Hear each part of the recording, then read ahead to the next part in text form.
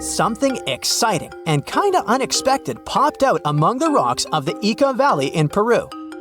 The bones of a really old whale that lived almost 40 million years ago.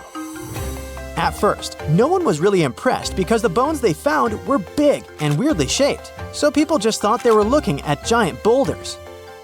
I mean, that's cool too, but things got way better when they realized those were the remains of a very large ancient animal that roamed along the coast of ancient Peru. Plus, it was probably the heaviest creature that ever lived. Sorry, blue whale, I know you worked hard to get to the top. The length of over 100 feet and weight of more than 200 tons brought you the status of the biggest animal on our planet. But it seems you've held the title long enough. Time to hand it over to our next candidate, and that one's really gigantic. This ocean beast was probably shorter than the blue whale, but heavier, with a weight that could be between 93 tons and 370 tons. If it's closer to the higher number, it'll make Prehistoric the biggest animal ever known to have lived on Earth. And it seems its weight was the result of having extremely thick, dense bones. You can see such bones today in manatees or some other early whales. Dense bones are a great tool for such marine mammals. This feature makes them heavy and allows them to stay submerged most of the time. But at the same time, if their body was too heavy, they would end up sinking all the time and they would waste too much energy to move back up to the surface. So, to avoid sinking, marine mammals need to have enough lighter tissues, like muscles and fat, to help them float in the water without using too much energy. Now, scientists didn't have the whole skeleton, which makes it hard to tell how big the animal was, but they used the ratio of the heavy bones to the lighter tissues in other marine mammals to estimate the overall weight of this giant ancient whale. Experts found these fossils about 13 years ago and spent the next decade freeing the whale from the rock. Its anatomy and age showed this whale was a cousin of Basilosaurus, a whale that had a long snout full of sharp teeth, and a sleek body similar to that of an eel. Even if Prehistoric wasn't bigger than the blue whale, it was still a giant that ruled the ocean depths. Unlike modern whales, there's a possibility that this ancient fellow was a predator that liked to go after bigger prey. And this also changes how we see the history of whales. Scientists used to think these magnificent creatures became really big about 5 million years ago when they started eating lots of small creatures. But here's the proof that giant whales existed even before that.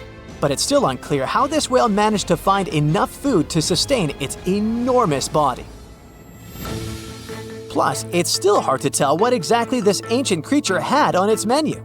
It was pretty large and not such a fast swimmer, so it's possible it searched for food in shallow waters.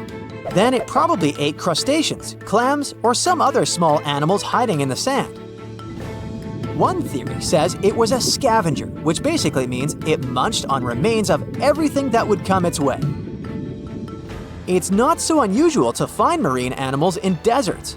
Many of these regions used to be covered with water anyway. The Sahara in Africa is a perfect example. About 50 to 100 million years ago, this was not a dry desert, but a shallow saltwater body called the Trans-Saharan Seaway. The land is not wet there anymore, of course, but people who lived in that area knew about it because they used to find old shells across the desert. The sea was about 164 feet deep. That sounds enough for a nice swim. Some would say this area looked like modern Puerto Rico, with lots of sun and shallow water. Mangrove forests were a common thing as well as seafloors covered with mollusks, like snails and clams.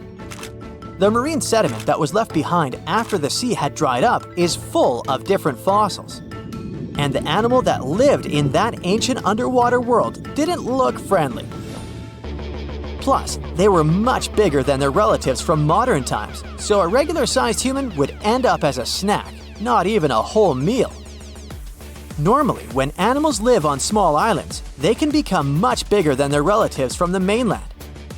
This is something we call island gigantism, and it happens because there are more resources or fewer predators on islands. Maybe the same thing happened in the Trans-Saharan Seaway. Even though it wasn't an actual island, the water moved in and out, which created little pockets of water. And specific conditions in these pockets might have helped animals grow bigger. So we're talking about giant sea snakes, catfish, and fish that no longer exist today. One had incredibly strong jaws, and the animal used them to eat hard things and even crush shells. Their teeth showed they were fierce predators other animals had every reason to be afraid of. They went through some changes when it came to diet, similar to some types of piranhas. And the competition to get to the top of the food chain wasn't a joke. Not when there were also such large predators as sharks, crocodiles, and ancient relatives of elephants. Sahara went through different phases. If you could use a time machine and take a peek at Earth's largest hot desert as it was about 6,000 years ago, you wouldn't have to struggle with sand and heat. You'd have a nice walk through a green and pretty lush place. In the past, people who lived in that area didn't leave drawings on cave walls that showed camels, sand dunes, and scorpions. All those things you'd see in today's Sahara. Instead, they drew crocodiles. That's additional evidence that the Sahara used to have a lot of water and plants enough to support these big yet scary animals. Around 3 billion years ago, Earth might have been mostly covered with water. Today, it's about 71% of its surface, but it seems that our planet used to be a giant ocean world with no continents at all, just some scattered islands. Scientists studied special rocks in Western Australia that formed in a place deep under the ocean called a hydrothermal vent system. To explain this better, it's important to mention two common oxygen types, O16 and O18. O18 is heavier because it has extra neutrons. O16 evaporates from water more easily, and as researchers studied an old ocean floor, they found a lot of O18, more than in today's oceans. This way, they realized ancient Earth had less dry land than Earth today.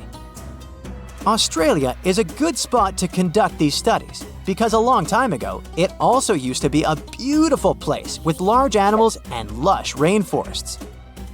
But as time went by, the land became drier and Australia had more deserts formed, such as the Great Victoria Desert. Rainforest remained only on the edges of the continent. What happens with deserts across the globe is called desertification. That's when land that used to be good for growing things turns into a desert or something similar. Our planet changes over time, together with its climate. But desertification also happens because of human activities, like mining, farming, and building cities. And when land turns into a desert, it's a problem because it can't support people and animals anymore. Food doesn't grow there. There's not enough clean water, and animals lose their homes. To help with this problem, there's a plan many countries agreed to. They decided to work with farmers to take care of the land, fix damaged areas, and manage water better. All in all, to make our planet a better place for life. Now, you can't find living dinosaurs nowadays, which is a good thing, mostly, but you can still meet some creatures that might have gone to lunch with them. The frilled shark, for example, is a living fossil that comes from a family of sharks that have been around for about 80 million years. One of the coolest things about it is its long, eel-like body that can grow as long as 6 feet. It has 6 pairs of gills on his throat, which help the frilled shark breathe in the deep, cold ocean where there isn't much oxygen. The shark can move very quickly, like a snake, to catch its prey when it least expects it. Little frilled sharks take an exceptionally long time to grow, up to 3.5 years, which is one of the longest times for any animal with a backbone. The Chinese giant salamander is another living fossil that can tell you what was going on Earth around 170 million years ago. Now, when I say tell, I really mean it, as it can make sounds like hisses, whistles, and barks, and even a noise that sounds like a crying kid. The biggest Chinese salamander found so far weighed 130 pounds, as heavy as 2 Dalmatians, and was almost 6 feet long. Giant salamanders like to be alone. Hey, I want to be alone. And will chase away other salamanders from their space, except when it's time to start a family. During the day, they hide and sleep under rocks. They can make a special substance from their skin that keeps predators away. Now, gharials are reptiles that have been around for about 38 million years. They live in India and Nepal in slow-moving, muddy rivers.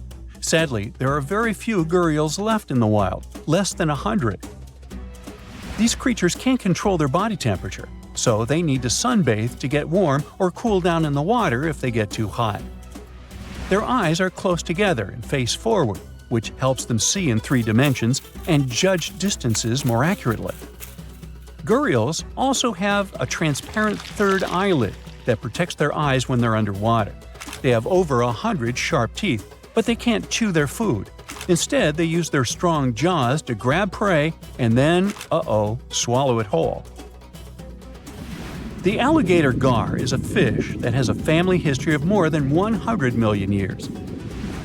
It still has some cool features from ancient times, like being able to breathe both air and water. It also has a special spiral-shaped intestine, like a shark. The alligator gar is one of the biggest and heaviest fish in North America. Just like an alligator, it has a long body and snout, plus a row of sharp teeth. But instead of legs, the gar has fins to help it swim underwater. The tuatara isn't a lizard as you might think, and isn't a dinosaur either. This New Zealand resident is one of the most unique animals in the world. Scientists love studying tuataras because they can help us understand how today's lizards and snakes evolved. One of the coolest things about the tuatara is its third eye, called a parietal eye, on its head.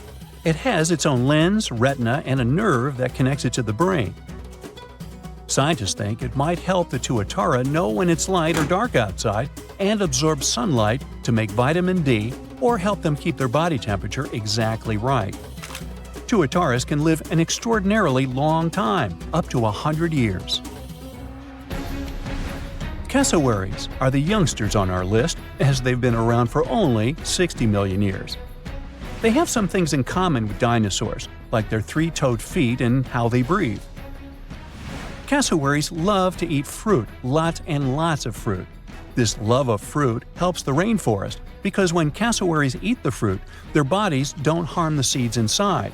As they move around the forest, they spread these seeds, you can guess how, with their own natural fertilizer, helping new plants grow. Cassowaries are big birds, about 6 feet tall and weigh over 100 pounds. They have a special claw on each foot that is 5 inches long, and they can use it to kick real fast. If they feel threatened, they can charge, kick, and even jump on someone. They can also leap up to 5 feet in the air. So, the best thing to do is stay far, far away from where they live. The order Notostraca is a group of crustaceans that you may know as tadpole shrimp or shield shrimps. These animals have been around for about 360 million years. They have a wide, flat shell that covers their head, and they have a pair of eyes on top.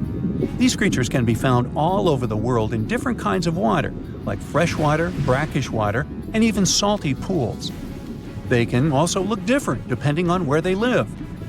Notostracans aren't picky eaters and can snack on pretty much anything, from plants to small animals and other shrimps. Some of them are considered pests in places like California rice paddies because they stir up the mud, which blocks sunlight from reaching the young rice plants. Sturgeons are some of the largest fish species on the planet. They live only in the cool waters of the northern hemisphere and never travel below the equator. Even though they are huge, sturgeons don't have teeth. They eat by sucking food off the bottom of rivers, gulfs, lakes, and oceans. Scientists believe that sturgeons came from a group of fish that first appeared around 419 million years ago, long before dinosaurs even existed. Their ancestors survived a big extinction event that wiped out 90% of all species and went on to become the largest fish in many rivers in North America and Eurasia.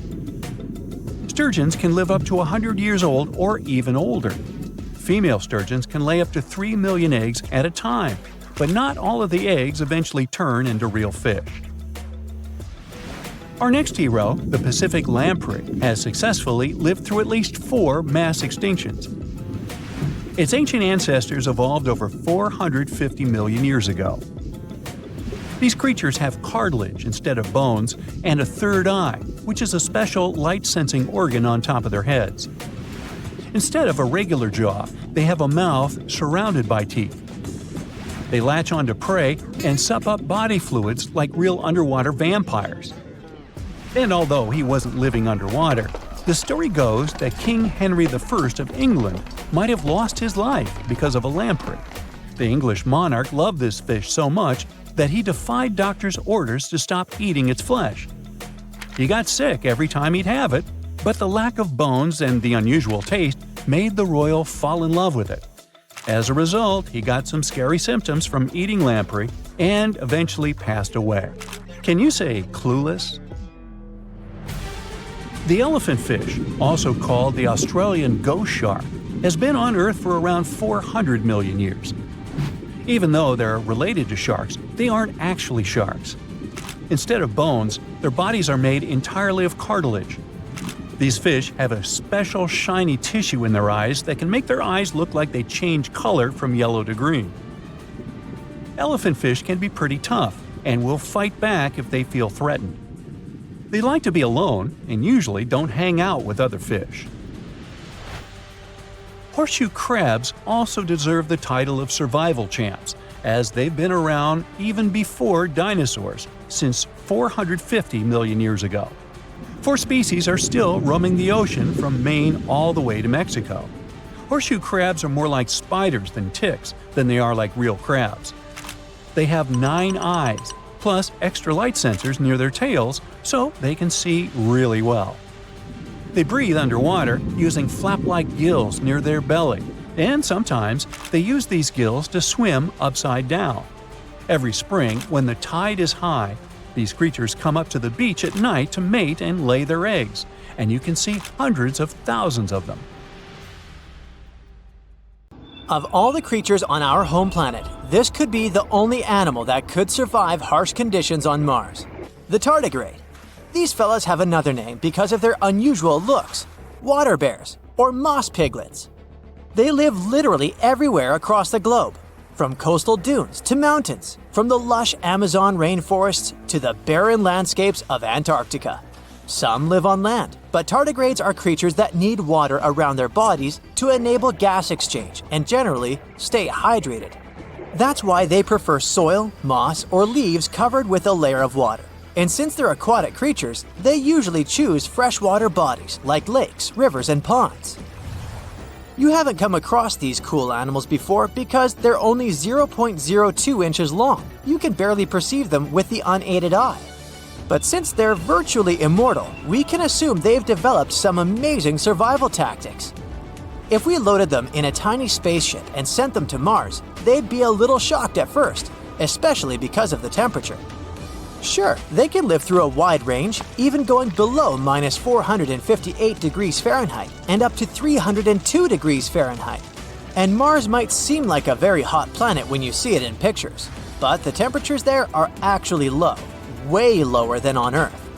I mean, it's farther from the sun and has a thin atmosphere, so temperatures there can drop to minus 200 degrees Fahrenheit or go up to 70 degrees Fahrenheit. On Earth, the lowest temperature was recorded in Antarctica. It was minus 128.6 degrees Fahrenheit, while the highest occurred in California, 134 degrees Fahrenheit. Tardigrades are also pretty resilient when it comes to strong pressure. They can take one that's 6 times bigger than the pressure at the bottom of the ocean. Now, for every 33 feet you go down below the surface, the pressure doubles. So, at a depth of 2.4 miles, the pressure is 380 times greater than at the surface. And in the very deepest parts of the ocean, it can be 1,100 times greater. The pressure on the red planet is about 6 times stronger than in the ocean depths. So I guess it's a little bit too much. It would be hard for these little creatures to adjust to such conditions. They would have to evolve through the next few generations to become even more resilient so that they could enjoy their time on Mars more. The food could be one of their main problems, though. Some tardigrades mostly eat plants like moss, algae, or some flowering ones, and they like them served with a portion of bacteria. Others are carnivores that eat smaller tardigrades or other microscopic organisms. Well, they'd find nothing like this on Mars. So I guess we'd have to fill their tiny spaceships with lots of stashes of food they would be able to pull inside their tubular mouths. Now we're getting to the really tricky part: water. The red planet is a dry and dusty desert today. But come on, look at all those riverbanks and dried up deltas. Water must have flowed on its surface a long time ago. It's hard to understand where it all went, but it's highly possible most of the ancient water ended up trapped within minerals on the planet's crust. Some older research suggested that most of this water had escaped into space when the sun's radiation had ruined the atmosphere of Mars. But a new study has shown that only a little bit of water escaped, while most of it is still there, hidden and waiting for us to discover it. Also, a few years ago, researchers found signs of hydrated minerals on the slopes of the red planet, where they saw mysterious darkish streaks that seemed to flow. It mostly happens during warm seasons, since they fade when it gets cooler. These downhill flows could be evidence of real liquid water on Mars. Scientists have discovered some minerals that confirm this idea too. These minerals can lower the freezing point of water like salt does on icy roads. That's why scientists think there might be a shallow underground flow of briny water that causes these streaks. Tardigrades probably have excellent instincts, considering they can survive even in the toughest conditions, so they'd probably find water on Mars way before us. But even if they didn't do it right away, they would still have their tactics to stay alive for a while. If this creature loses 99% of its water content, it can survive by pausing most of its vital functions. It can remain in such a state for a couple of years. Tardigrades can absorb extremely strong impacts that would easily crush other animals, including us. They can withstand radiation levels so high that they could destroy a human. And even if we do send tardigrades to Mars one day, that won't be their first trip to space. In 2019, a spacecraft went to the moon, carrying thousands of tardigrades, the first lunar library, human DNA samples, and a DVD-sized archive that contained 30 million pages of information. The idea was to create archives of all the knowledge the human race had collected. But seconds before the spacecraft had to land, the mission control lost contact with it, and it crashed into the surface of the moon. The team was wondering what was going to happen with the spacecraft's cargo. After lots of discussion and analysis, they assumed that the library had survived, and even crazier, perhaps tardigrades had too. They were in this dehydrated kind of dormant state, so they shriveled up into tiny balls. They lowered their metabolism and expelled most of the water from their bodies, waiting for a better environment where they could be their best selves once again. These creatures can stay like this for decades and survive extremely harsh conditions. And this wasn't the first organized tour to space for tardigrades. In 2007, a team of scientists sent a group of these tiny water bears to orbit our home planet on the outside of a rocket for 10 days.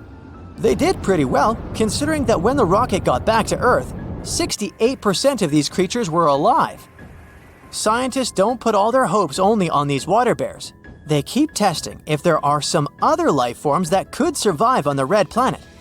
They did an experiment called Biomex on the International Space Station.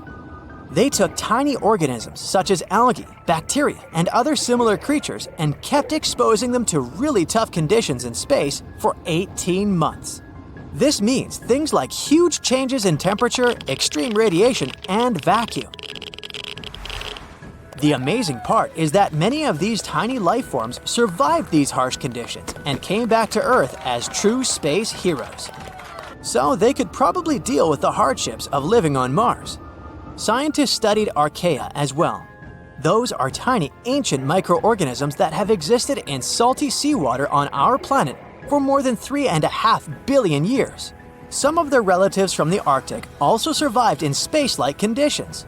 But life on Mars doesn't have to be a whole new thing. Billions of years ago, the red planet might have been a bit like Earth.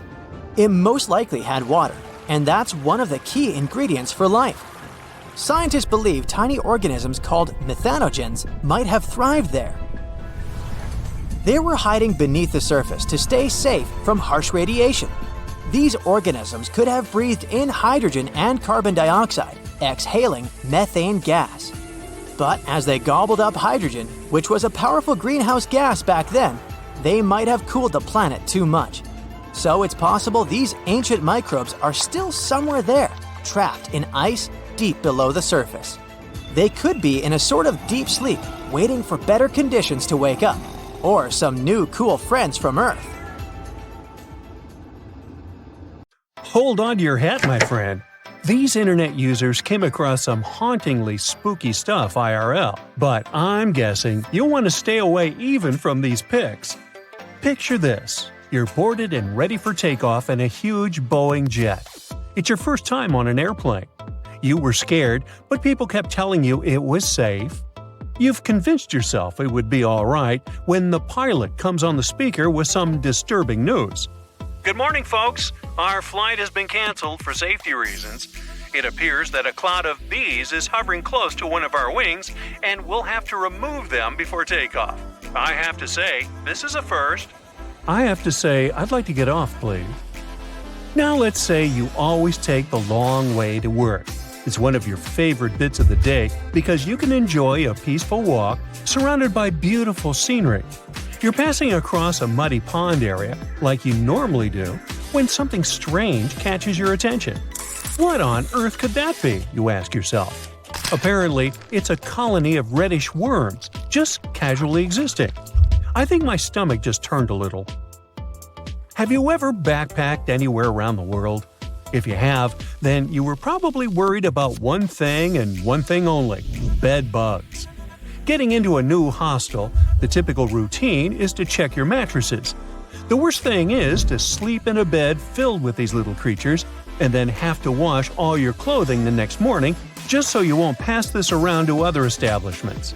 If you ask me, this appears like a bed bug and sci-fi beetle had a fight in this person's bed and this is what was left. Well, jokes aside, it reminds me of the remains of some bug. Which bug? I have no idea. I'd tell this woman and all hostel owners to use some kind of mattress protector, just so that backpackers all over the world can stop sweating so much over these tiny creatures. Now, you've just won an all-inclusive trip to Hawaii. Ah, the white sandy beaches and the amazing sunsets. You're happy to leave your fancy hotel and take long walks on the beach. But wait, what's that? It appears like a lobster shed its tail and the remains came floating all the way to the sand. But according to experts, that's not a lobster. They wouldn't shed just their tail. That appears to be some kind of isopod. Isopods are crustaceans that look somewhere between shrimps and lobsters. That's why you thought it was a lobster, huh? They also look like giant roly-polies. Do you know what these are? Someone had a roly-poly infestation in their house, and it does not look like something you want to have to deal with. Imagine spending your days hunting these tiny creatures all over your furniture. No thanks. Now, when I was a kid, I loved playing pranks on people. But I would be the first one to be completely spooked when someone played a prank on me. I'm guessing the person who ran into this thing on their office wall wasn't too pleasant. But hey, maybe it's karma, right? What goes around comes straight back around. Imagine it's a sunny Sunday morning and you went on a hike with your best friends. You hiked up a pretty steep mountain covered in knee-high vegetation. You know what that means, right? Bugs. The great thing about bugs is that they never cease to amaze you. There are endless varieties of extremely rare and never-before-seen bizarre bugs. The first one you met was this thing right here. It fell off your dog's back.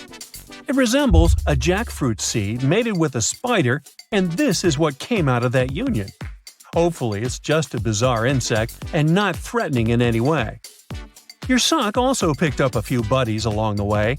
Look at the number of ticks your sock protected you from. The next time you go on a hike like this one, you should take some kind of bug repellent with you, but a strong and effective one. You know, like an ultrasonic repellent that disorients ticks, so they'll never find the way to your juicy socks. And speaking of bugs, quick test here to find out if you're the type of person that loves or loathes the great outdoors. Imagine it's early in the morning and you just woke up in a remote house found deep inside a forest. You step outside, and the first thing you see on the porch is a snake casually passing by. Would you take a selfie with it, or close the doors and hide back in your covers as fast as humanly possible? Or maybe you just woke up, opened the door to the outside world, and got to be the sole witness of a bug molting. Would you shed a happy tear or be disgusted by it? I mean, look at it. It seems like a baby Pokemon. So cute. Ah, it's summertime. My favorite time of the year. You can enjoy the pool until late in the evening and meet your friends and family for a Sunday outdoor picnic. But there's one thing that really annoys me: bees. Eating outdoors usually means having to share some of your juice or yummy food with a bunch of bees. If only some genius person invented something that kept bees away from our food, like some ultrasonic frequency we could blast on our speakers, or some kind of decoy nest that was more interesting to the bees than my picnic food.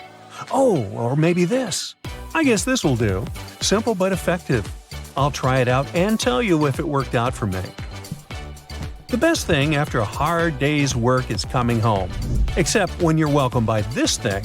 I mean, how did this spider even get here if you live in a city apartment miles away from any real greenery? That's a mystery I'll never solve. You take your 5-year-old to play in the local park. She's in a digging phase, so as soon as she gets there, she starts digging up the whole place like a Jack Russell Terrier. You watch her have buckets of fun when suddenly you spot a shiny blue thing crawling out of the hole. What on earth? You think to yourself. You grab it with a stick and it reveals itself. A centipede. You know, the things that burn you with their venomous legs. Best to put it back in the hole and move to another park. If you could choose any movie or TV series to live inside of, which one would you choose? Most likely some cozy rom-com, right? I'm guessing no one, or almost no one here, would choose to live life as a Last of Us character, right? But it seems to me like this person had a Joel moment, if you ask me. This thing crawling out of the forest floor is a fungus that imitates a human hand. I mean, does life imitate art, or is it really just one giant messy blob? Remember when we talked about backpackers? Well, this person had a similar problem as they do. Apparently, they took a bunch of clothes to wash and dry, and this is what the dryer filter looked like afterward. There are maybe 100 little buddies in there. Ooh. Out of curiosity, do you know why they're called bed bugs if they hide on the floor and not in your bed? They crawl up to someone's bed at nighttime because they can sense carbon dioxide emissions, also known as they can sense your breath. If this isn't a horror movie plot, I'm not sure what is. Where do I even start with this one? I'd say this piece was actually a prop from a Tim Burton movie that somehow got lost and ended up in your vegetable basket. It's supposed to be a yam, but it's shaped like Grinch's hand if he were white instead of green. Oh my. In my wildest dreams, I couldn't make this stuff up. Think you know what lurks in the depths of the ocean? While nearly 95% of our oceans haven't been explored yet, it's hard not to let your imagination run wild. But thanks to brave explorers, deep-sea cameras, and awesome archaeologists, we do know about some pretty incredible sea creatures living in our waters today, and millions of years ago. From the 9-foot spider crab to the 60-foot prehistoric megalodon, these sea dwellers come in all shapes and sizes. But let's focus on sea creatures famous for their huge size. Can you guess which living species of whale is the largest? Well, it's not the orca, but that's a good guess. The orca is a toothed whale that can grow to anywhere from 23 feet to 32 feet, which is slightly smaller than a school bus. How about the narwhal? Nope, they're not the biggest either. These unicorns of the sea live mainly in Arctic waters and only grow 13 feet to 20 feet in length, and that's including their 9-foot tusk. Tired of guessing? Okay, I give in. The largest whale that still exists today is the blue whale. At a jaw-dropping 82 feet to 105 feet, the blue whale is not only the biggest whale we know of, but is currently the largest animal to have ever lived on Earth. Seriously. These animals are bigger than a T-Rex, and even the prehistoric megalodon. If you were to put a blue whale next to a school bus, it would look like it could swallow it. Think about that. According to National Geographic, a blue whale's tongue can weigh the same as an elephant. And their hearts can weigh as much as a car. That doesn't even sound possible. It's no wonder these giants need to eat about 4 tons of krill every day. While there aren't too many animals living today that can compete with the blue whale's epic proportions, there is an entirely different species that is a good contender, and it's not quite what you would expect. It's a jellyfish. No, I'm not talking about the little jellyfish that wash up on the shore and ruin a perfectly good day at the beach. I'm referring to the lion's mane jellyfish, the biggest jellyfish around. This invertebrate can grow up to 120 feet long. They also come in different gorgeous colors like red, purple, or even shades of orange. As if their length wasn't impressive, the lion's mane jellyfish boast a whopping 8 sets of 70 to 150 tentacles. That means they can have up to 1,200 in total. And here's the giant oceanic manta ray, the largest type of ray in the world. Their wingspan can be longer than a bus. These guys can reach 30 feet in length. They also have the biggest brain compared to body size among all fish. Unlike their stingray cousins, mantas don't have venomous tails. And while the lion's mane jellyfish and the blue whale are yet to be beaten for the longest sea creature, there is one marine creature that can grow even larger in length. The Portuguese Physalia physalis, tentacles and all, can reach a length of 165 feet long, and that's according to mentalfloss.com. While this thing may look a lot like a jellyfish, it's actually known as a siphonophore, and there are hundreds and sometimes thousands of them that are genetically identical. Their long tentacles help the organism catch prey, and its sting is fatal to most animals, even humans in some cases. What's even creepier is that if one of the tentacles comes off the organism for whatever reason, it can float around the water for days before decomposing. Even if it's detached, this tentacle can still sting you. But don't go running out of the ocean just yet. Your chances of being hurt by a Portuguese Physalia physalis sting are pretty slim. However, if you do get stung, the side effects aren't pretty, with welts, stomach cramps, an elevated heart rate, and an upset stomach. While you don't want to go anywhere near these long creatures, they sure are pretty to look at. Check out all those colors. The Shastosaurus is the biggest marine reptile that has ever existed.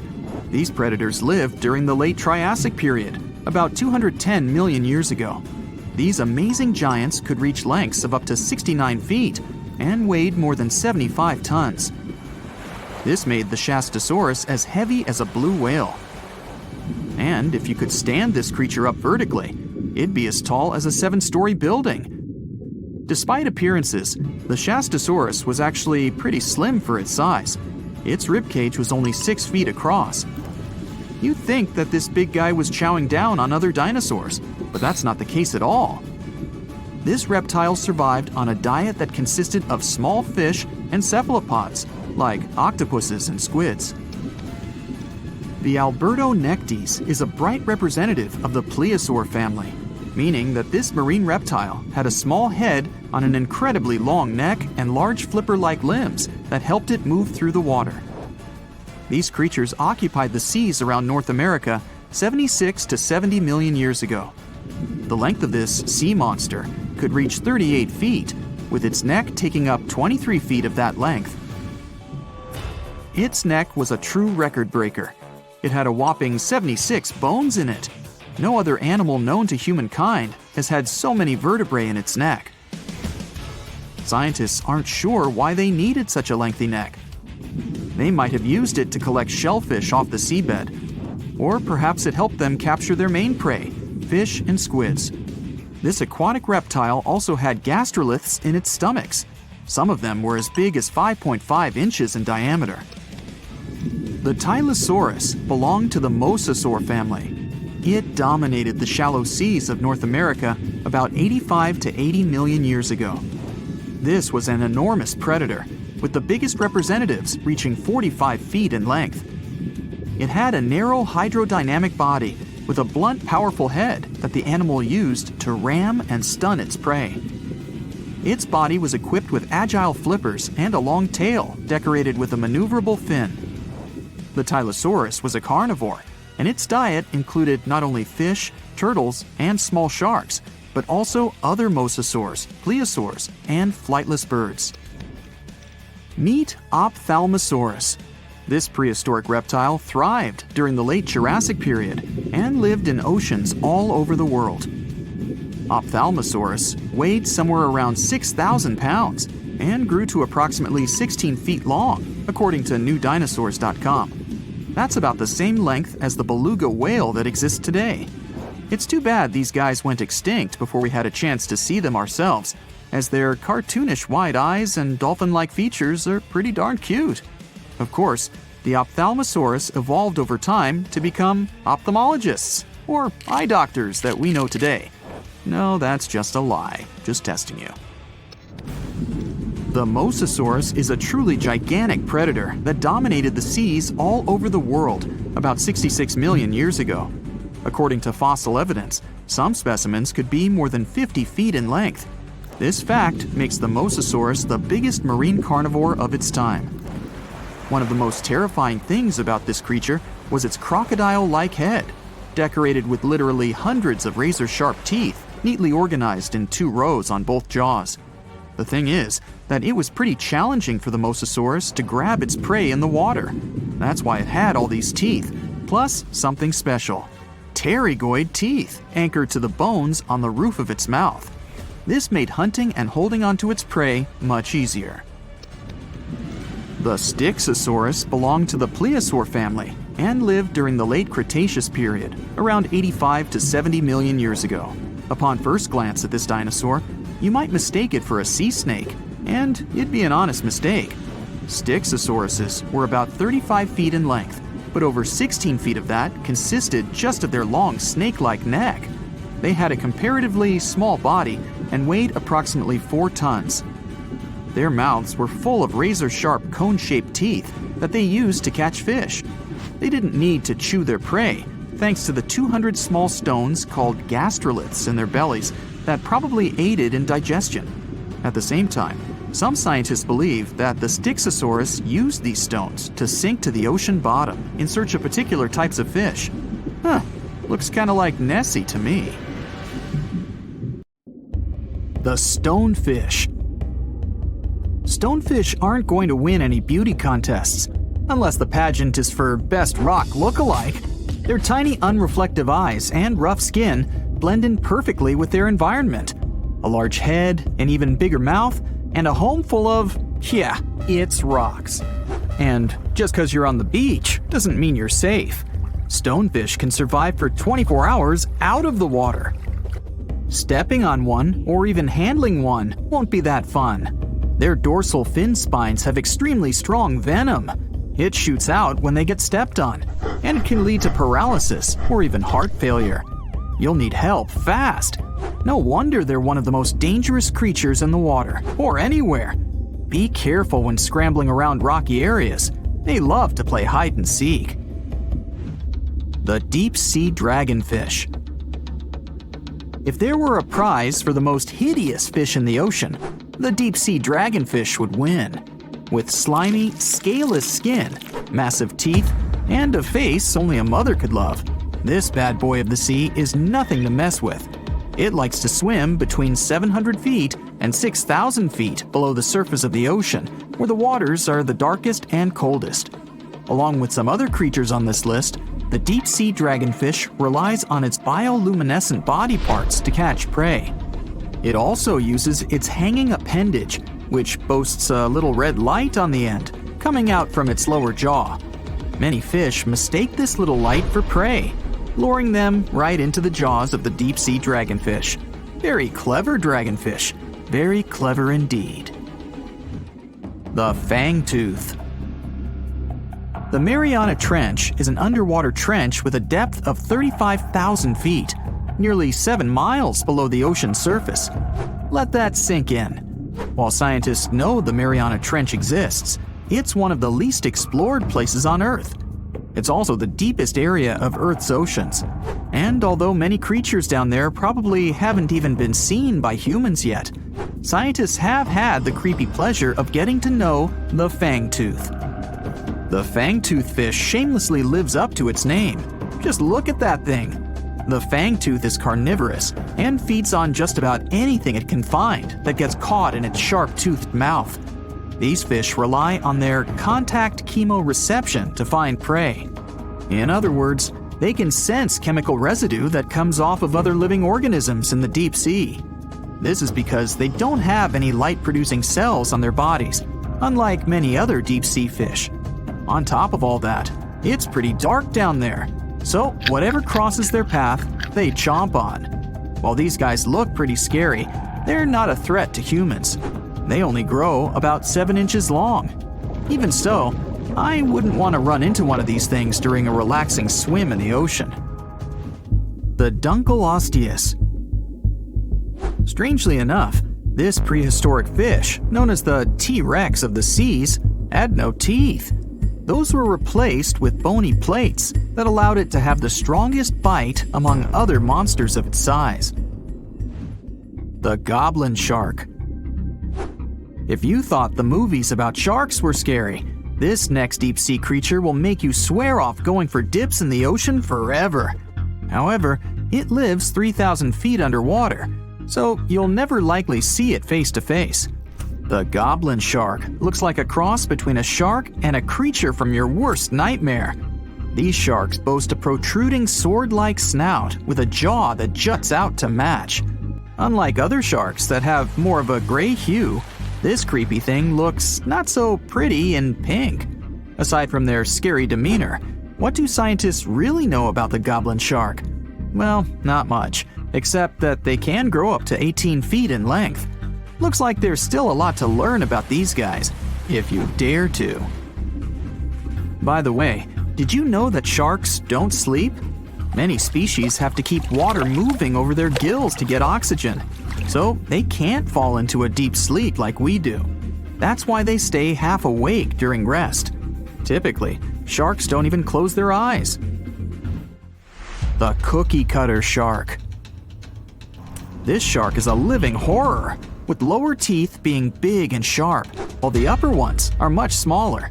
When its teeth fall off, the shark eats them to maintain calcium levels. Pretty smart solution for a shark. The frilled shark. Studying the frilled shark is like looking through a portal back to prehistoric times. That's because scientists think that these eel-like sharks haven't changed much since their oldest ancestors roamed the deep sea waters, so they're sometimes referred to as living fossils. These sharks' mouths are filled with a terrifying 25 rows of backward-facing sharp teeth, 300 in total. They're designed to grasp prey and hold them tight so they can't get away, according to early studies of the shark conducted in 1884 and published in the Bulletin of the Essex Institute. Luckily for swimmers, the frilled sharks live between 390 feet and 4,200 feet below the ocean's surface, so they'll probably never run into them. Probably. This is probably the worst nightmare of any dentist. The northern stargazer. Take a look at this cutie. The northern stargazer is definitely not something you'd wish to see on the ocean floor. This horrid creature hides its body under the sand, leaving its face above to wait for prey. The tasseled wobbegong. Here's another carpet shark on our list. It lies low on the bottom of the sea and patiently waits for its prey to come by. The Australian ghost shark. The Australian ghost shark isn't really even a shark, but a very bony fish. It's also a living fossil. It hasn't changed within the last 400 million years. Believe it or not, sharks and humans have a common ancestor that lived around 440 million years ago. Even though we both evolved in our own way, there are still some signs of that connection. For example, the genome of an elephant shark is very similar to humans. The Leopleurodon. This list of terrifying creatures would be incomplete without mentioning the terrifying and prehistoric Leopleurodon.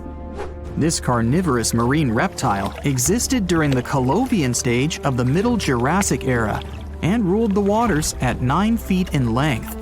Scientists believe Leopleurodon thrived in this deep-sea trench because of its ability to swim long distances and its 4 paddle-like limbs. While they probably weren't able to propel themselves toward prey like other animals of the area, they did manage to accelerate and attack very ruthlessly and efficiently. Additionally, they relied on their long snouts to smell prey, which leads scientists to believe they didn't rely on sight for hunting. This means they could have thrived in the dark Mariana Trench. Around 150 million years ago, Leopleurodon became extinct due to competition for prey against other thriving marine reptiles. And I think I speak for all of us when I say, thank goodness for that. Considering that scientists have only explored 5% of the ocean floor and found some of the scariest sea creatures imaginable, one can only dream of what other animals reside in the deep sea waters. Perhaps it's best to keep them in your imagination. Am I right? The megamouth shark. This shark is a filter feeder, and it's friendly to humans, although its huge mouth can look quite threatening. Like basking sharks, it swims with its mouth constantly wide open, as if it were on Twitter. The gulper eel.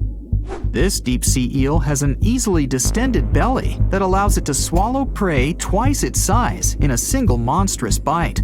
They have very unusual jaw shapes and can reach about 2 to 3 feet in length. Do you see that large log near the ocean floor? Maybe it's part of an old ship. Treasure, gold, diamonds, I'm rich! Well, as you get closer, you notice something. It's swimming! It's not a shark or a dolphin, it's a saltwater crocodile! Now don't panic. If you bump into one of these reptiles in the sea, it's unlikely it'll think of you as food. Crocodiles have a special valve in their throat that stops them from drowning underwater, but that doesn't mean they can't bite.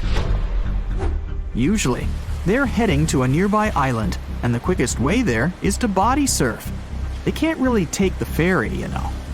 Watching one from a distance should be okay.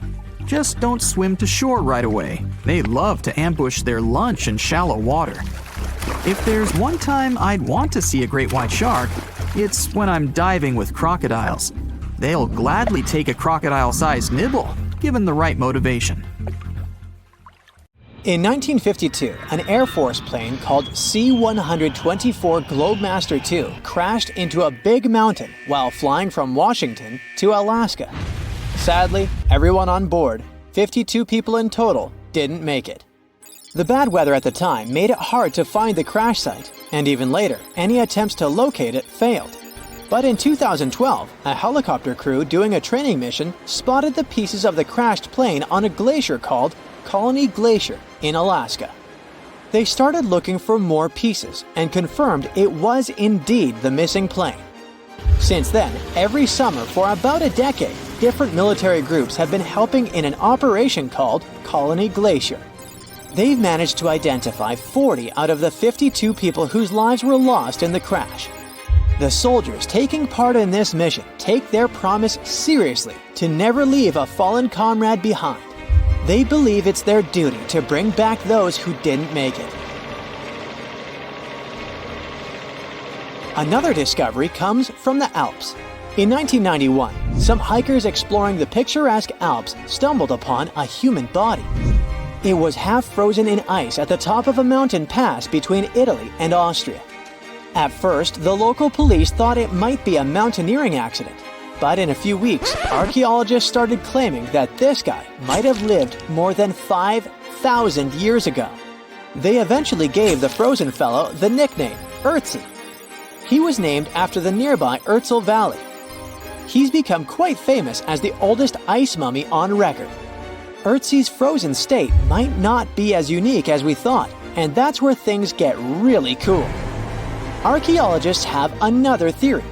See, at first, everyone was convinced that Ötzi marked the start of a cooler period because he had been frozen in the ice without any interruptions since he had lost his life. Yet, over the past few decades, glaciers and ice patches worldwide have been melting away like ice cream on a hot summer day. Not just Ötzi, but other ancient relics like bodies, hunting gear, horse droppings, and even ancient skis started to appear. So, archaeologists say there are similar sites. They found quite a few, and they all fit perfectly into this growing field of glacial archaeology. It seems like as the world warms up, it will show even more ancient secrets from the deep freeze. Moving on to another amazing discovery. In 2018, William Taylor and Nick Jarman were exploring the snowy slopes of Mongolia's Altai Mountains. They found an ancient treasure trove hidden in the ice. Inside the trove, they found a well-preserved 3,000-year-old arrow shaft adorned with ochre markings. It was in pristine condition, a rarity for organic items that old. They found other items too, like a bronze arrowhead with bits of animal sinew still attached. All of these relics had been untouched for hundreds of years, since they had been locked in the ice. In Mongolia, rising temperatures have melted ice patches that remained frozen for centuries. Similar discoveries have been made in the Yukon, US, Italy, Siberia, and Norway. Thousands of sites have been identified. Yet, scientists are racing against time to document and preserve these artifacts before they're lost forever. The study of these artifacts challenges the definition of these environments as wildernesses and shows how indigenous people coexisted with nature there. Sometimes people find simple items too, as simple as a sandal. This one, discovered on one of central Norway's mountain passes, indicates that people used this route roughly 1,700 years ago. This suggests that there was less snow and ice in that area back then. The sandal, dating back to around 300 BCE, resembles Roman sandals of that era. Again, in Norway, hunters found an iron sword high up on a mountain, more than 5,250 feet above sea level. There's no nearby burial site, and it's puzzling why someone would have a sword in such a remote location. Archaeologists speculate that the owner might have become lost. Then, in 2011, unusual objects resembling giant slingshots began to emerge as the ice melted. Radiocarbon dating suggests that this particular object was crafted around 400 BCE. It measures over 3 feet long and has knife cuts. Those puzzled archaeologists until one team member recognized them as tang, or pliers, used to secure loads on sleds when transporting hay or leaving for animal food. People in the area used hay sleds with pliers until the 1950s, when tractors became more common. Now, let's get back in time to thousands of years ago. We can easily do that by looking at this woolly mammoth. This creature looks a bit like a cherished but slightly worn-out toy. This ancient giant, whose heyday was 39,000 years ago, is the best preserved mammoth ever found. Even its signature shaggy hair is surprisingly well preserved, having been trapped in glacial ice until its recent discovery in Siberia. This remarkable animal is stepping into the limelight in Yokohama, Japan. Scientists are running tests that might bring this extinct species back to life.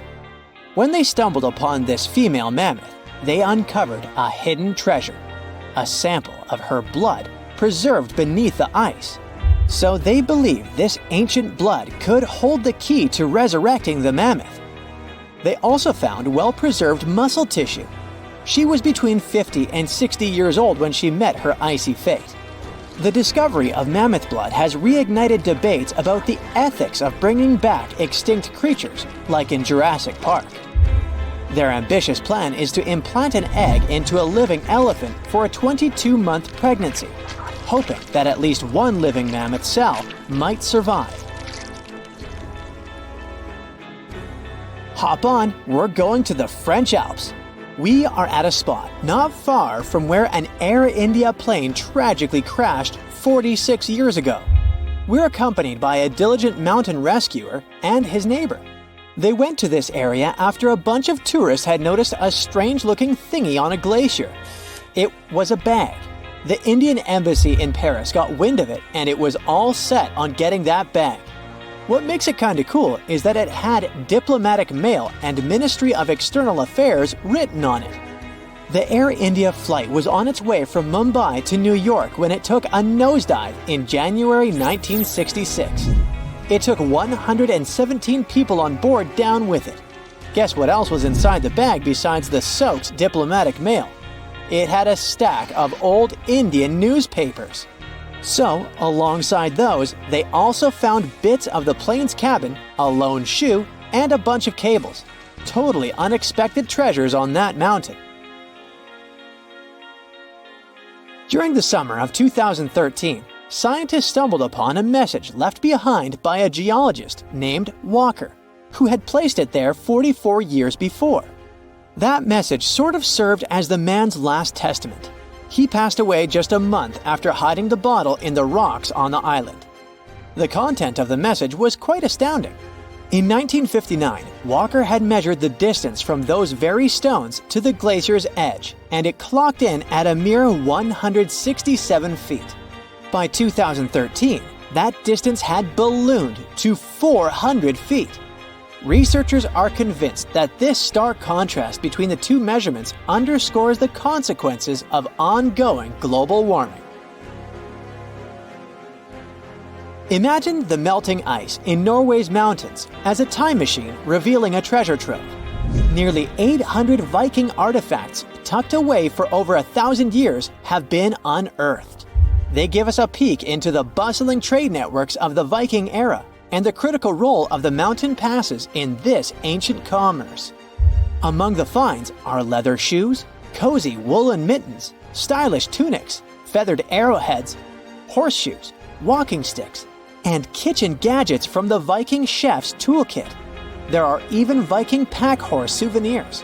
These artifacts provide us with insights into ancient travel habits and the peak times when those paths were bustling with activity, and give us a glimpse into the lives of adventurers. There's a creature somewhere deep in the ocean looking for prey that would make Dracula himself proud. It's been around since before even the dinosaurs walked the earth. It has no bones or jaw, but it doesn't stop this underwater vampire from hunting. The name of this eel-like parasite is the Pacific lamprey.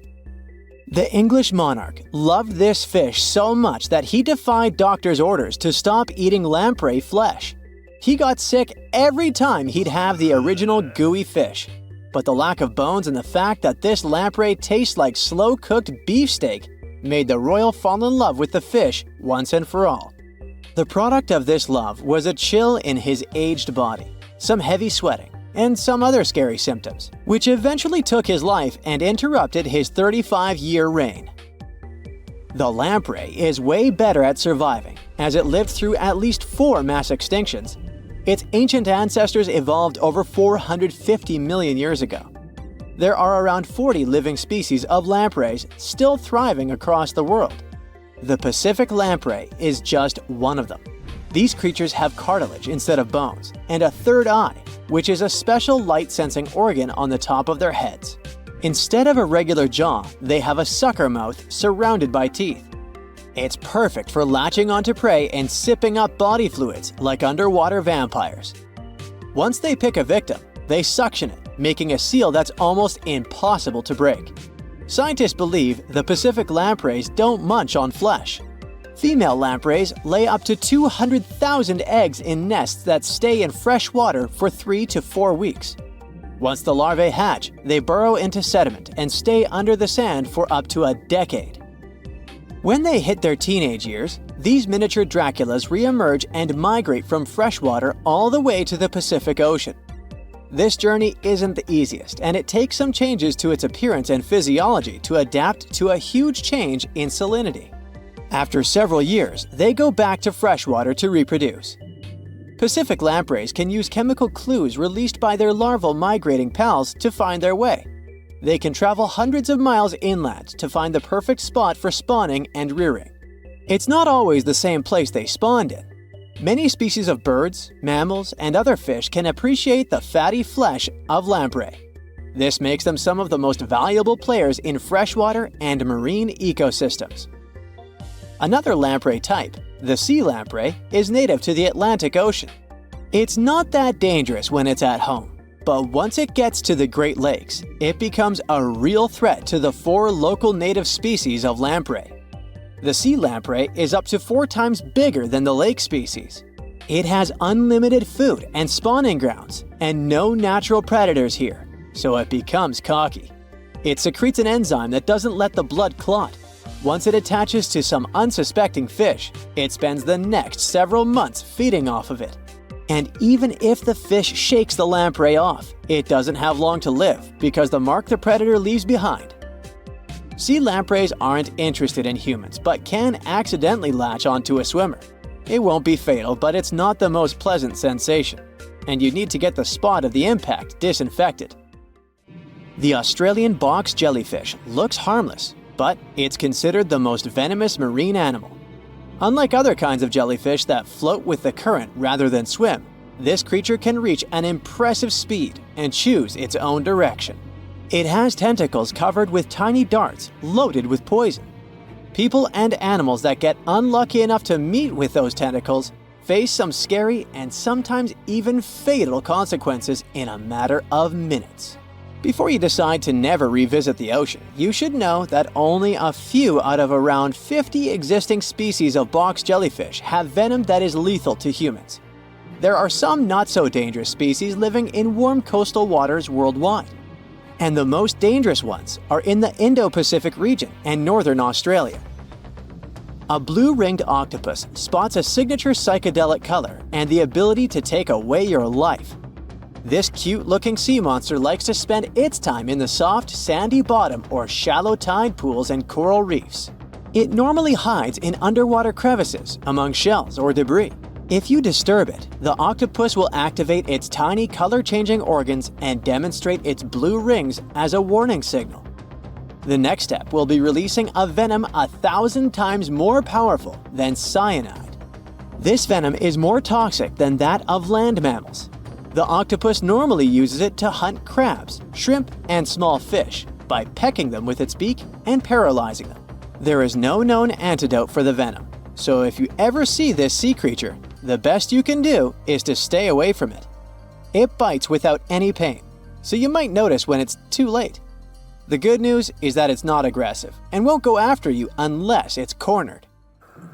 The reef stonefish are masters of disguise in the underwater world that camouflage themselves on rocks, coral reefs, or just blend into the seabed. They thrive throughout tropical marine waters of the Indo-Pacific. Their invisibility superpower makes them especially dangerous to their prospective victims they ambush and swallow whole.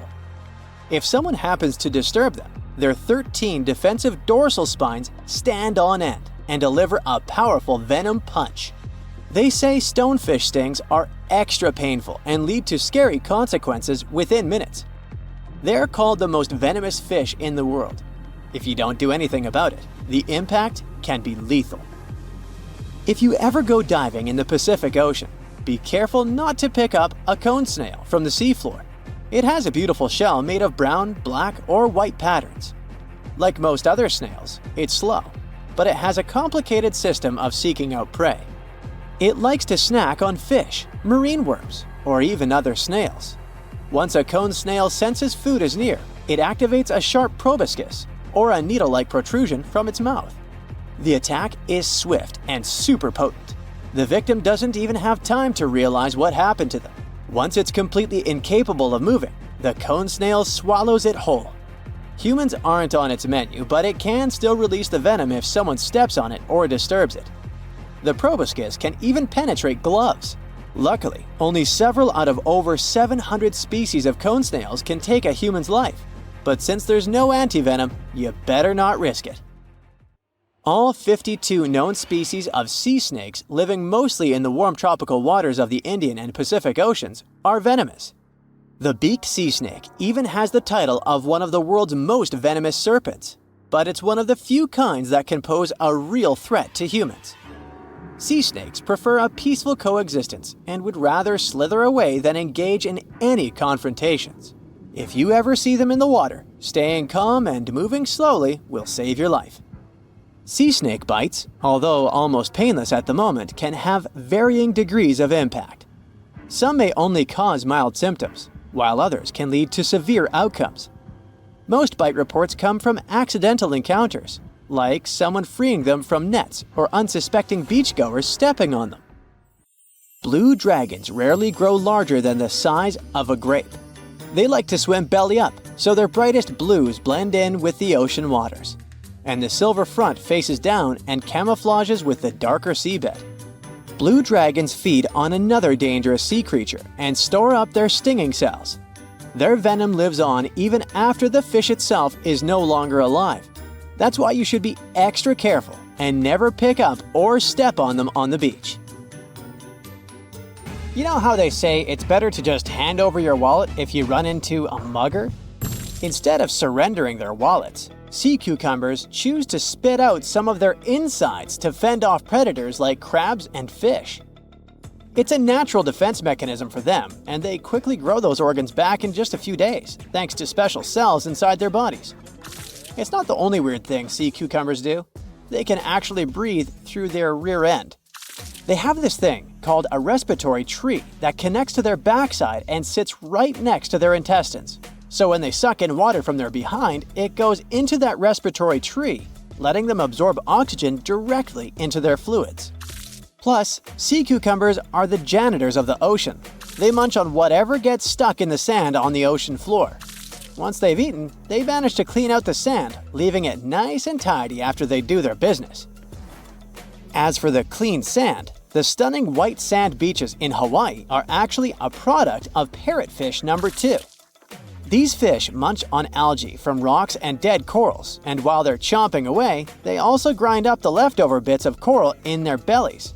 When they're done, they move their bowels, and voila! It all comes out as beautiful sand. Not only do they play a vital role in keeping the coral reef ecosystem healthy, but they can churn out hundreds of pounds of this white sand every year. Marine animals are seriously impressive when it comes to holding their breath. Just look at sperm whales and elephant seals. They can stay underwater for a mind-blowing 2 hours. Then there's the Cuvier's beaked whale, which holds the crazy record at almost 4 hours underwater. When you compare that to the human record of 24 minutes and 37 seconds held by pro diver Budimir Shobat, it seems pretty insignificant. But what's the marine animal's secret that helps them excel humans this much? Unlike us, these sea creatures have a ton of hemoglobin and myoglobin in their blood and muscles, allowing them to store way more oxygen. When their oxygen runs low, myoglobin steps up and releases even more. Plus, they can tolerate higher levels of CO2, so they don't feel the need to breathe as quickly. There's even a study that found their myoglobin molecules have a unique charge that keeps them from sticking together, which boosts oxygen storage. And on top of all that, they can slow down their heart rate and restrict blood flow to hang out underwater even longer. Rumor has it that about 540 million years ago, a meteor loaded with frozen octopus eggs smashed into Earth. Sounds like a delirium, but some scientists are entertaining a very questionable idea that octopuses and their cephalopod buddies, like squids and cuttlefish, might actually have some extraterrestrial origins. The thing is, cephalopods have extraordinary DNA that doesn't look like any other DNA on our planet. They've got around 33,000 protein-coding genes in their genome, which is way more than what we humans have. A recent study suggests that their evolutionary story shows some odd traits that might hint at a connection to space, like they could be from some super far-off past, or even the future. The researchers went as far as to claim that modern octopuses could be the descendants of these frozen creatures that hitched a ride on comets and splashed down in our oceans. And why octopuses? Well, they really stand out in the animal kingdom. They can use different tools to build their own houses, and they can even solve everyday problems independently of their brain, as 2/3 of an octopus's neurons are in its arms. These traits seem to have just appeared out of nowhere during evolution. They even tossed around another quirky theory. What if an extraterrestrial virus crashed into early squid populations and gave them a crazy boost in evolution, turning them into the octopuses we know today? Anyways, these are just fun speculations without any hard proof. Now, this funky object is an animal, not a rock. It's called sand dollar. Just look at the shape of its shell.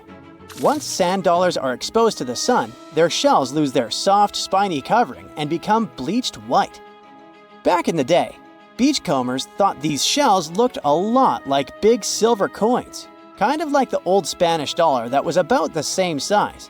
But if you prefer, you can call them sand cakes instead. These quirky creatures have tiny spines on their surface, and they glide along the ocean floor. They use small tube feet that line the grooves on their underside to grab bits of food like plankton and algae, which they then send to their mouths. Inside, they have 5 triangular teeth that help them munch on their meals. In some Georgia folklore, sand dollars are said to represent coins lost by mermaids. Sand dollars have a unique talent for cloning themselves. They can do this for a bunch of reasons, like when a predator comes around.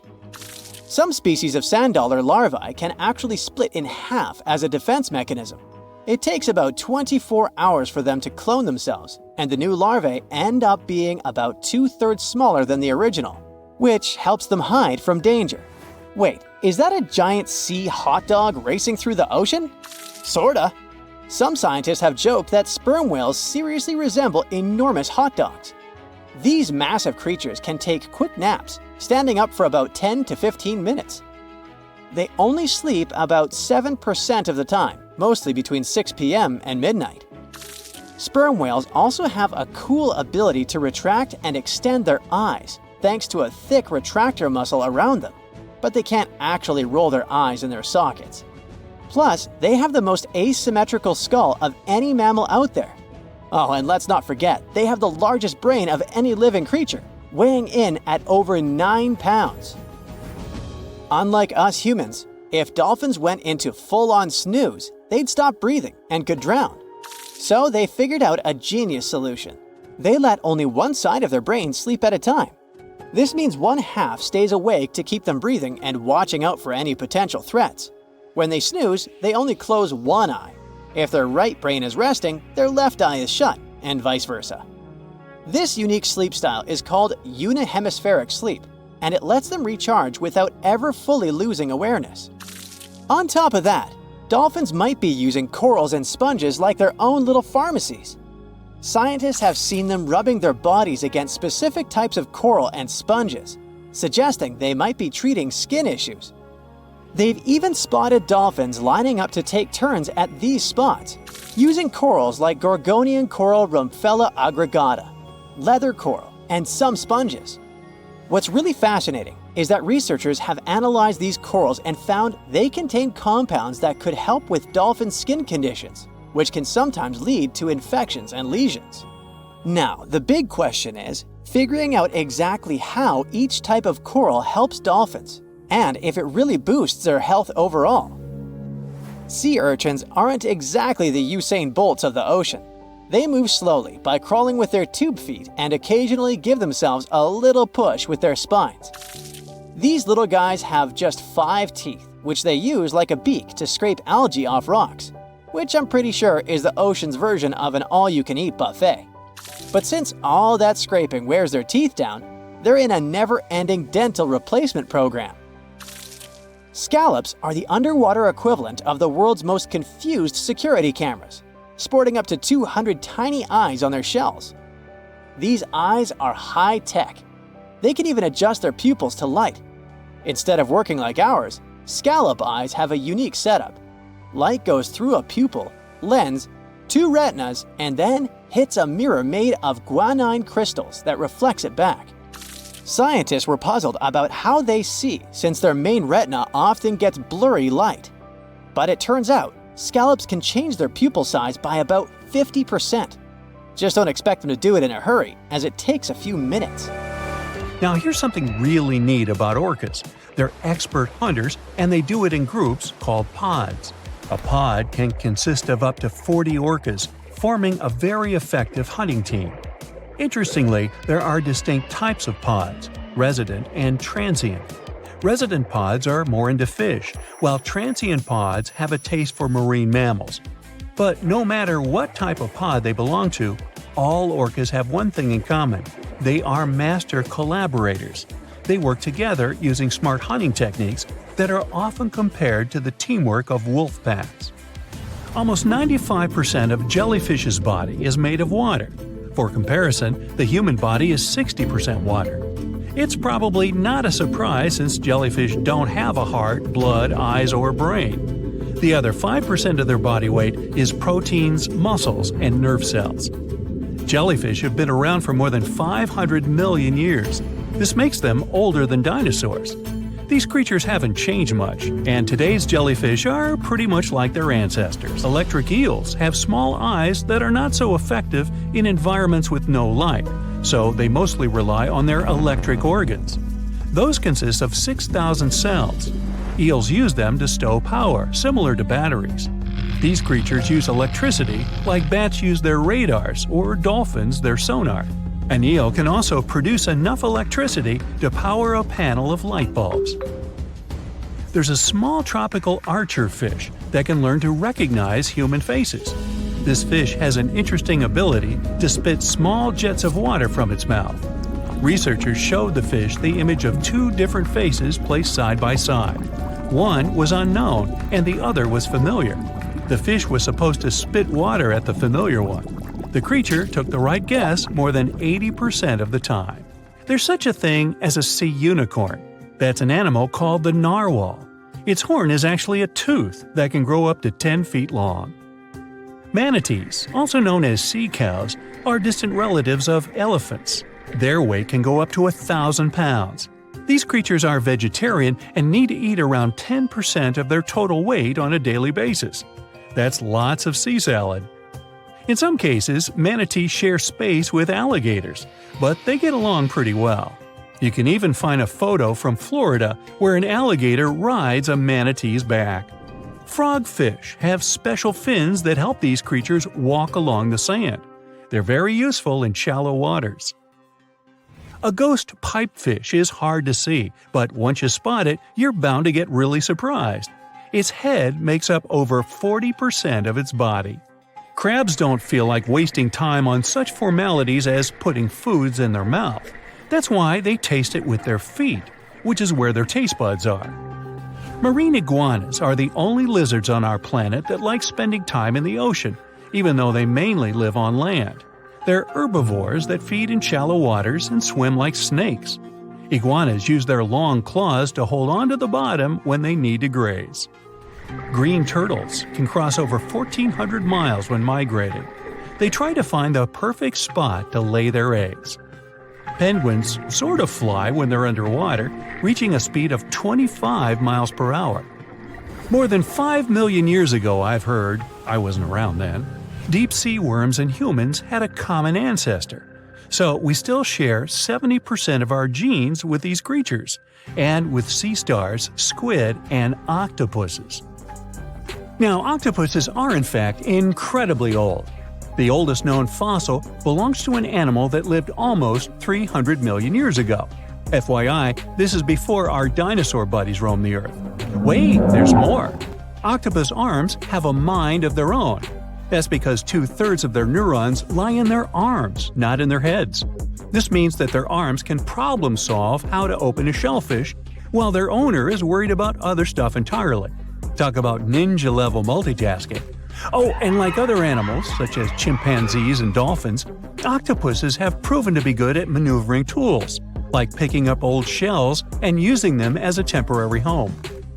Now, of course, the most intelligent animals on our planet are humans, according to humans.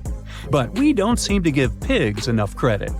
Pigs are so smart they can play video games. No, not Minecraft. But in a recent academic study, scientists had 4 pigs play a joystick game. They had to manipulate the stick so that the moving ball would hit the wall and then they would get a treat. All 4 pigs did great in the test, which was surprising even to the scientists. Now, pigeons also aced an impressive test. They were trained to differentiate a Picasso painting from a Monet one, which they had no trouble learning. Then they were able to apply this knowledge, identifying works of art they had not previously seen, meaning they really understood the difference between each painter. Poor things are always seen as a nuisance. Now, if we placed kangaroos in an Animal's Most Amazing Ability contest, they'd win. It's mainly because they break the 4-legged rule. A special species of kangaroo, the red kangaroo, uses its tail to help propel it forward.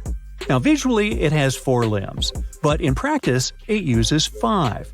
They're biologically built to use their tail as a 5th limb, since it's packed with articulated vertebrae and thick muscles. Of course, it had to be an Australian animal.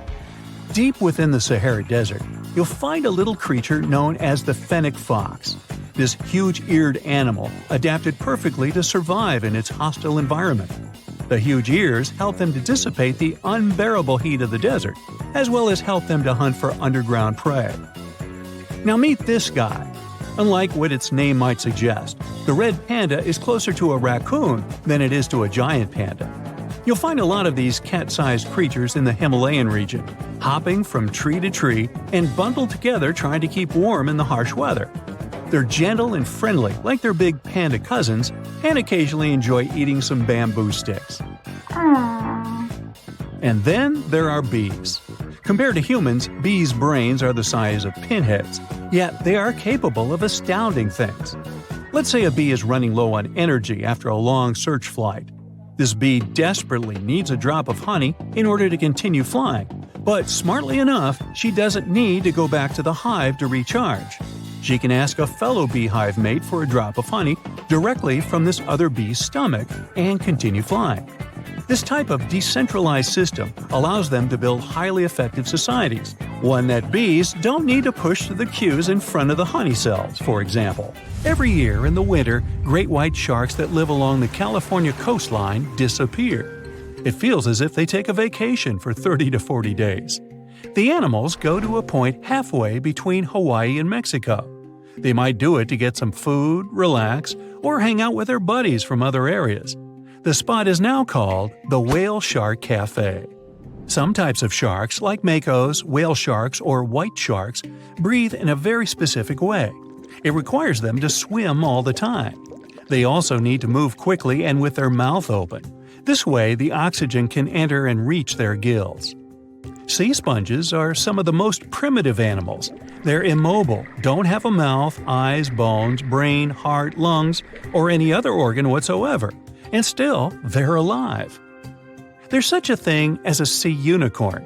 That's an animal called the narwhal. Its horn is actually a tooth that can grow up to 10 feet long. Manatees, also known as sea cows, are distant relatives of elephants. Their weight can go up to 1,000 pounds. These creatures are vegetarian and need to eat around 10% of their total weight on a daily basis. That's lots of sea salad. In some cases, manatees share space with alligators, but they get along pretty well. You can even find a photo from Florida where an alligator rides a manatee's back. Frogfish have special fins that help these creatures walk along the sand. They're very useful in shallow waters. A ghost pipefish is hard to see, but once you spot it, you're bound to get really surprised. Its head makes up over 40% of its body. Crabs don't feel like wasting time on such formalities as putting foods in their mouth.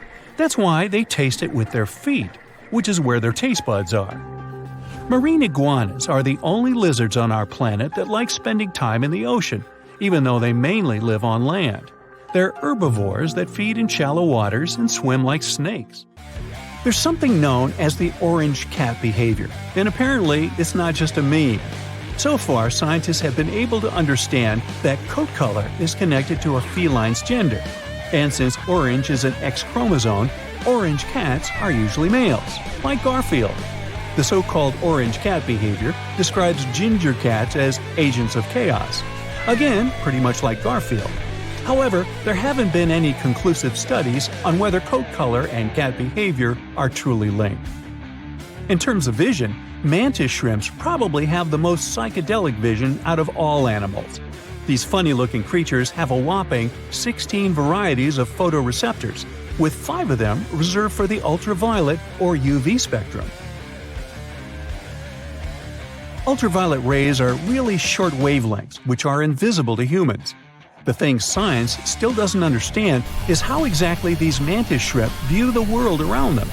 Sure, they can perceive a bunch of colors, but they can't necessarily distinguish all of these colors among themselves. It can be that they just see a lot of really vivid, really blurry colors, but we haven't figured out a way to check that out. Now, to say sloths are cute is an understatement. They may be one of the friendliest animals in the jungle, but there's more.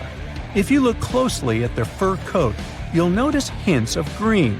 These greeneries are actually tiny little algae that grow alongside sloths. They help sloths to camouflage better in the jungle, but they also nurture them.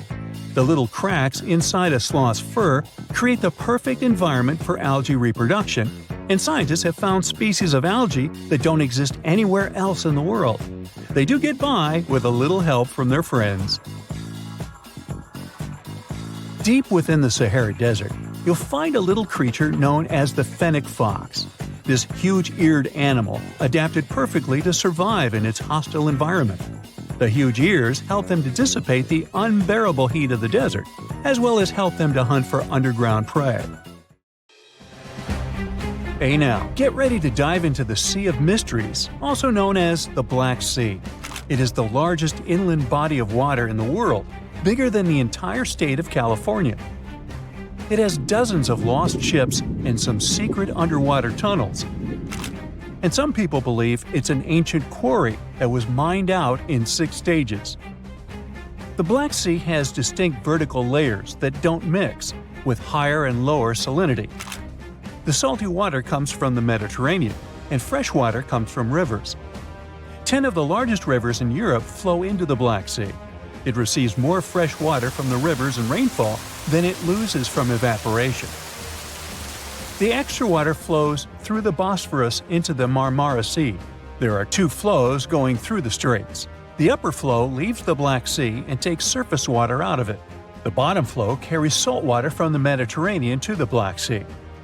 That's why the upper layers of the Black Sea are less dense than its saltier lower layers. The oxygen that comes from the atmosphere and photosynthesis stays in the surface layers. Everything deeper than about 300 feet in the middle and up to 500 feet near the edge is not fit for life. Only certain bacteria can survive in these conditions.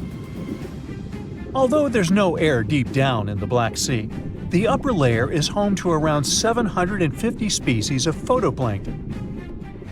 Eggs and larvae of fish and invertebrates chill in coastal regions. There are also 180 fish species in the Black Sea, and some of them are valuable, such as horse mackerel, spiny dogfish, and sprat.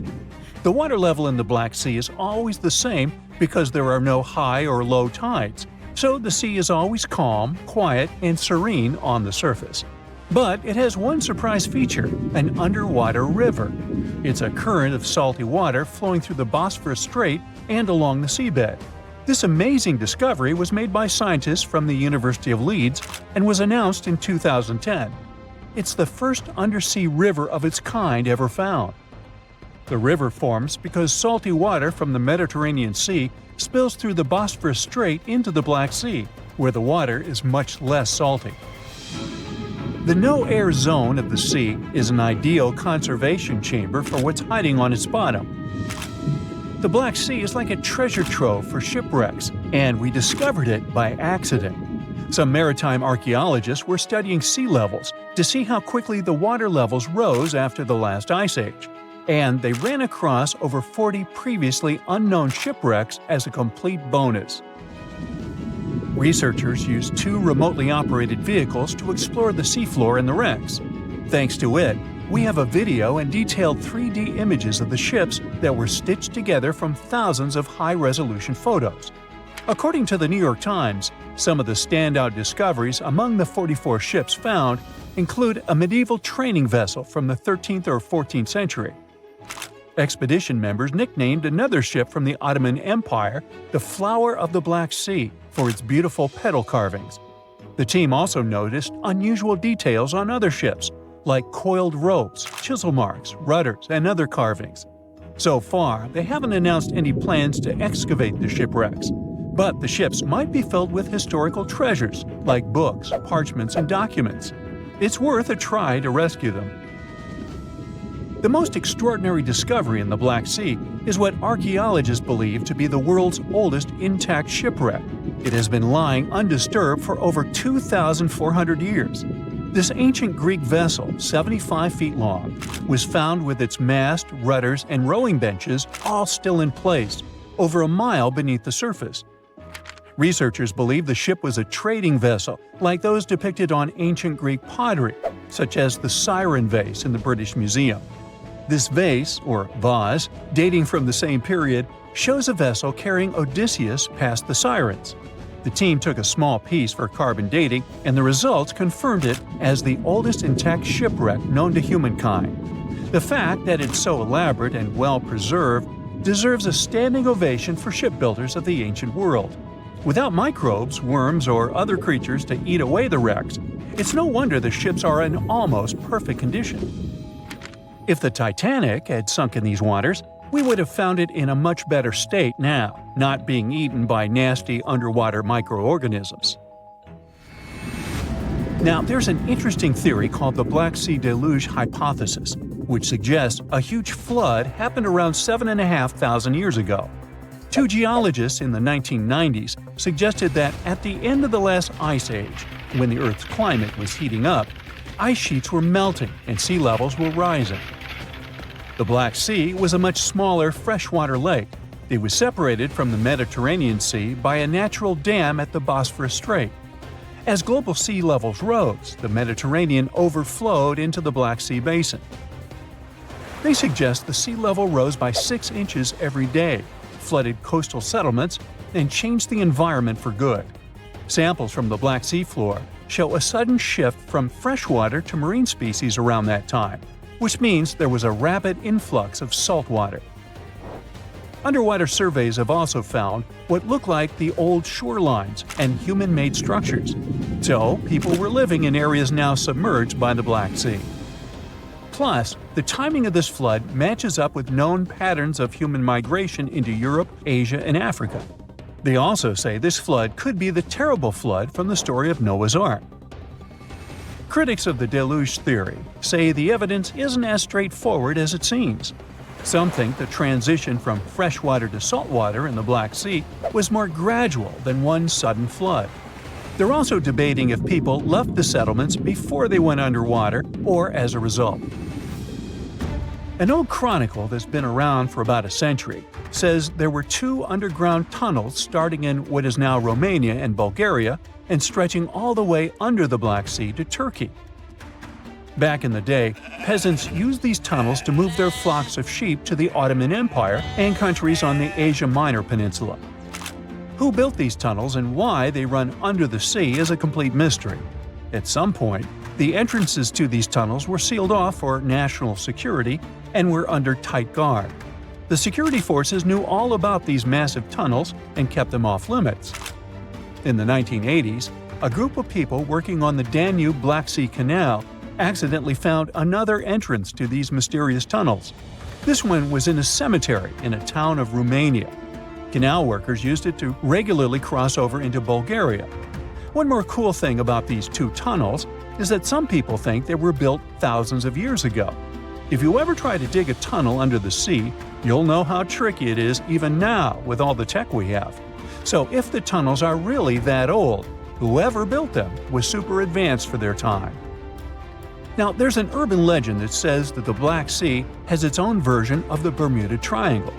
Fishers describe some wild whirlpool that appears out of nowhere and drags entire flocks of birds, ships, and even small islands under the sea. And once, things got even wilder with a ship that vanished under weird conditions in 1944. It was during daylight, and some black fog with green flashing sparkles suddenly surrounded the vessel. No one has ever seen it since, and no one knows for sure if the story is true. But it sure adds a spooky touch to the mysteries of the Black Sea.